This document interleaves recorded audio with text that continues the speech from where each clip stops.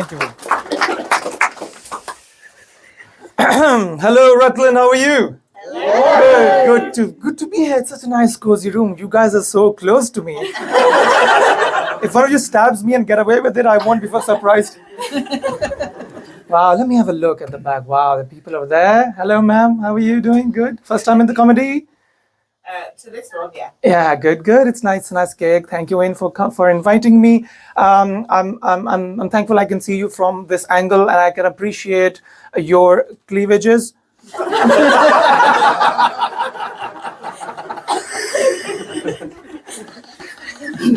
Thank you, Will.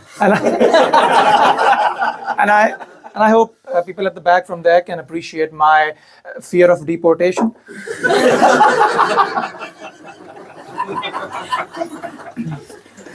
I know.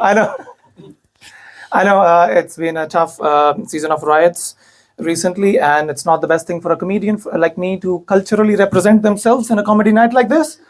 If you're wondering what this is the national dress of Al Qaeda.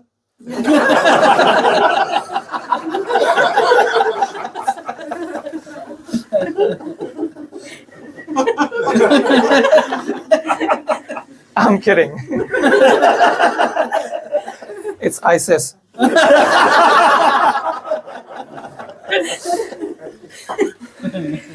My God, I'm not here for comedy, okay? I'm just here for the inclusivity. Yeah. Any Liz Truss fans in the house? No. So I can bitch about her, okay? What a shame she resigned from the Prime Minister office just after 45 days, right? Give a big boo. Now, ma'am, not to sound like a misogynist,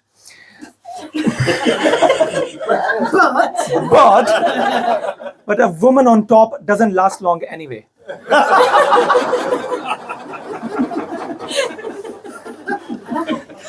At some point, the man has to come on the top to take things in his control.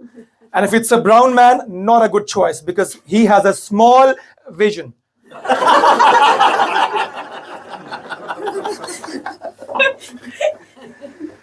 Okay, a lot of people ask me where you're from, so I'm gonna tell you where from. I drove from a very white city of the UK called Leicester. It's an honor to do racism against white people in there.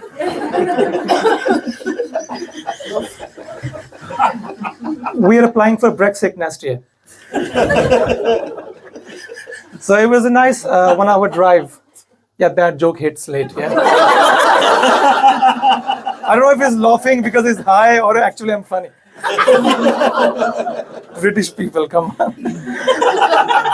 It was a nice 1 hour drive from Leicester. I drove through this amazing, beautiful countryside areas. Who thinks British countryside areas are the best in the world? Yeah, it was amazing. I drove through that area. There was no civilization, no people, no houses, just pure, raw beauty of nature. And I was driving through it and I was like, wow, they still have room for more immigrants in this country.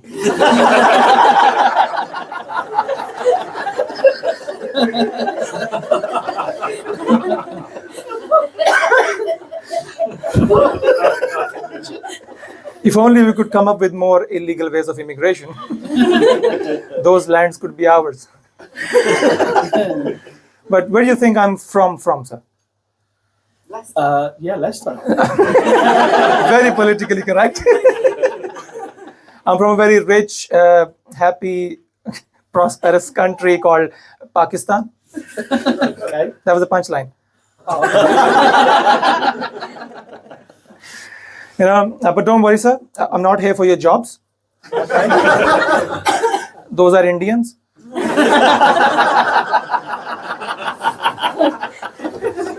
Ma'am, we just look the same. But deep down, we Pakistanis have more 5-star ratings as Uber drivers.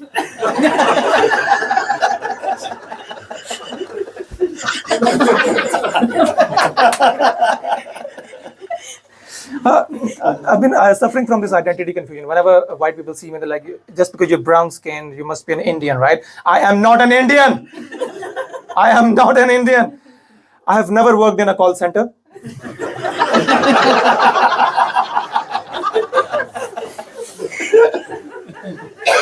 Neither do my parents want me to be a neurosurgeon.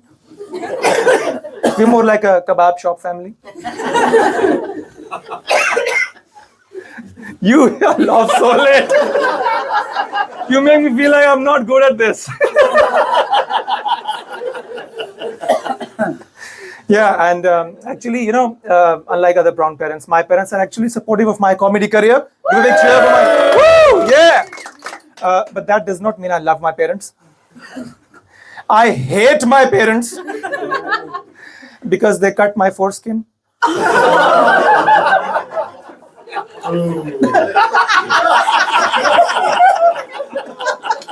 Do you identify as... How did you suffer from this pain? Yeah. And they cut my foreskin without my consent, yeah? So any circumcised white people here? No? No? That is why I can never be British enough. That's why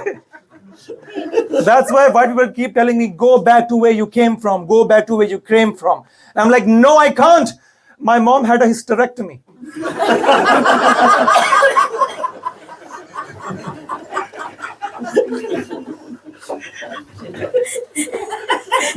All the genital jokes hit so much hard in here. Yeah. Let me try something different, okay, for you. Too much pain down there.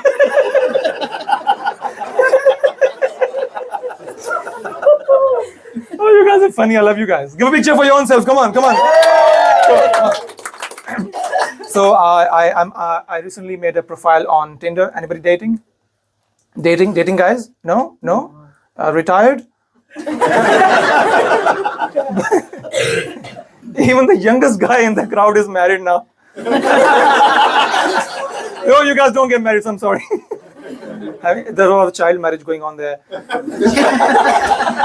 That's illegal in my country. Having a child in 2 months? Yeah, so I am on Tinder now. I made a dating profile, but I'm also married. So I swiped right these two women, beautiful women, right? One was from Bulgaria and one was from China. I was confused who to date first. So I asked my wife who to date first. And she was like, don't go for the one from China because that's a huge red flag.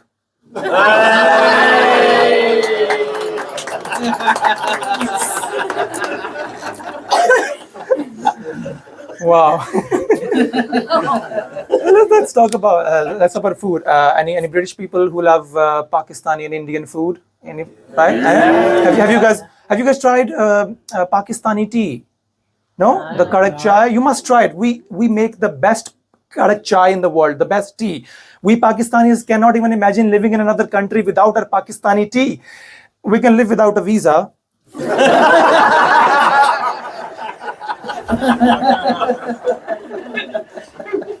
But not the tea, yeah? Any pro-rights people here? Anybody who likes biryani? Anybody who likes biryani? Yeah? You guys love biryani? Yeah. Give a picture for biryani, white people. Yeah, come on. Yeah, British people love biryani. Of course you do. It has flavor. It's a shame, ma'am, that British people stole spices from India 100 years ago, but forgot to put it in their own food.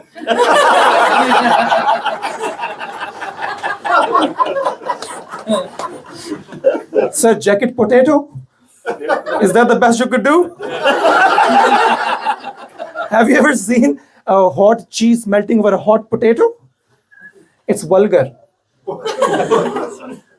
British food lacks real spices like Pakistan lacks real democracy.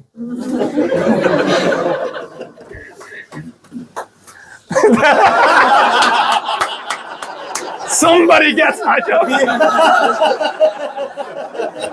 Yeah, we probably lived through all those political ages. That's why. That's why. These Gen Z guys don't understand. Okay, when I came to this country, the first thing I bought was a car. Give a big cheer.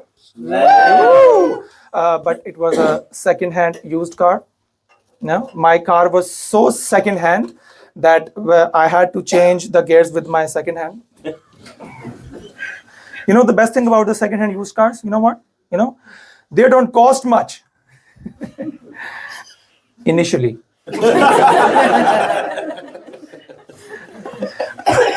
But over the course of next few months, they cost you your mental health, your fortune, and your relationships.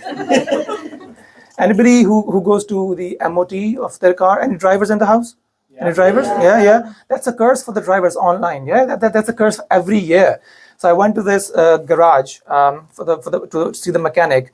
He saw me, and then he saw my car, and then he saw me, and then he told me all the problems in this world that I never thought I ever had. He was like, "Sir, your front light is not working. Your back light is not working. Your tires are not good enough. Your salary is not good enough. Your wife is cheating on you. Your mom is not proud of you. Your government is bluffing with you." I was like, "Shut up! You just ruined my day." So have you, sir, by bringing this small, dysfunctional piece of crap that you called a car. I was like, "No, you can't call my car like this. It might be small and dysfunctional, but it does the job."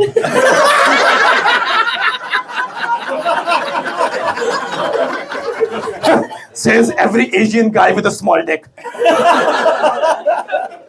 It's so difficult to do comedy. Give a big cheer for all the comedians here. It's not easy, yeah? Give a big cheer for all the comedians. Not everybody can be a comedian, trust me. It takes a set of rare qualities. You have to be born with it. You can't acquire that, yeah?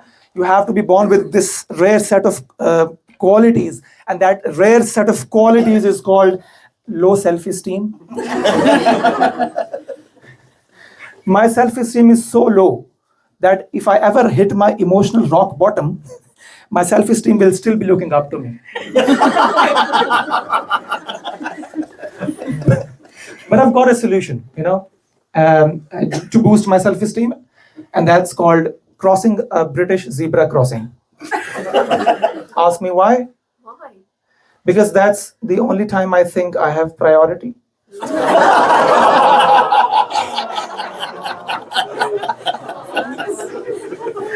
Do I have more time? Do I have more time here? Oh. Okay. I can do one more joke. Okay. Let me share this sad reality of my background. I come from this very small house in Pakistan. Yeah, I used to suffer from this condition called claustrophobia. You know claustrophobia? Who knows claustrophobia? Yeah. Good. What is it, sir? It's where you like fear of spaces. Yeah, the fear of small spaces and narrow alleys. Yeah. So I had this one small room in Pakistan. I was sad, depressed, suffering from claustrophobia. But then I decided to change my fate. I earned enough money and came to the UK and changed my lifestyle. Whoa! Yeah. And now just after living for 6 weeks in a one-bedroom flat in the UK, not only am I claustrophobic, I'm also suicidal. Because the average room size in a one-bedroom flat in the UK, ma'am, is smaller than Priti Patel's vision for immigration policy. That was a political one, sir. And there's something wrong with my jokes. Sometimes I suffer from this condition. Sometimes I deliver the joke before the punchline, It's called premature joculation. Thank you, Rutland. You've been amazing. Thank you so much.